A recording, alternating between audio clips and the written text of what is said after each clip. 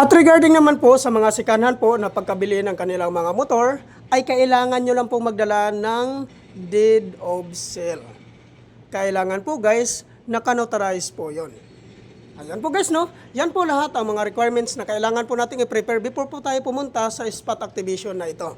At ang kagandahan po dito guys, no? Pag once ma-activate po kayo sa spot activation na ito, ay maabil mo po ang mga previous po na binibigay po dito ni Move It. Ano po ba ito ang mga previous na binibigay po ni Move It? Ang number 1 po na previous po dito guys, which is yung pre-helmet.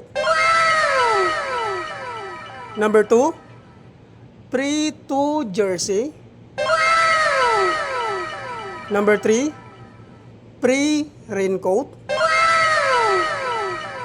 Number 4, pre-2 weeks zero commissions. Ano po ba ito ang tinatawag na pre-2 weeks zero commission? Ang ibig sabihin po nito guys, pag once ma-activate ka po dito sa spot activation na ito, at once mag-start ka na pong bumiyahe, ay hindi ka po kakaltasan ni Move It sa kanilang commission sa loob po ng 2 linggo. So, ayan po guys, no?